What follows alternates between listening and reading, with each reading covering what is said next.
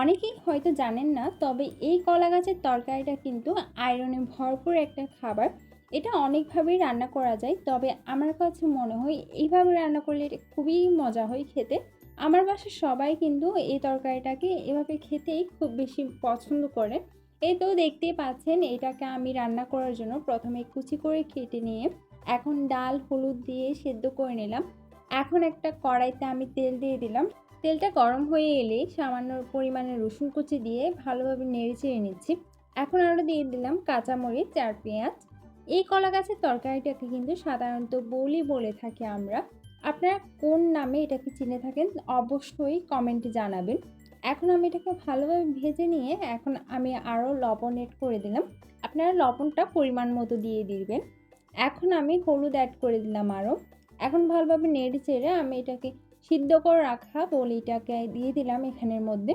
এ তো দেখতে পাচ্ছেন আমি সব কটা বলি এখানে দিয়ে দিচ্ছি। এখন আমি এগুলোকে ভালোভাবে নেড়ে চেড়ে মিক্স করে নিব। এই তো দেখতে পাচ্ছেন আমার সব কটা বলি এখন ভালোভাবে নেড়ে চেড়ে মিক্স করে নেওয়া প্রায় হয়ে এসেছে। আমার রেসিপিগুলো যদি আপনাদের ভালো লেগে থাকে তাহলে অবশ্যই নতুন নতুন রেসিপির জন্য আমার চ্যানেলটাকে সাবস্ক্রাইব করবেন, ফেসবুক পেজকে ফলো করবেন, আর ভিডিওগুলোতে সুন্দর সুন্দর কমেন্টস করবেন, লাইক করবেন, শেয়ার করবেন। এই তো দেখতেই পাচ্ছেন আমার বড়িটা প্রায় রান্না করা হয়ে গিয়েছে। এখন আমি ঢাকনা দিয়ে এটাকে আরেকটু ঢেকে দিলাম কিছুক্ষণের জন্য। এখন আমি উপর থেকে কিছুটা শুকনা মরিচ আর ধনে পাতা দিয়ে দিচ্ছি।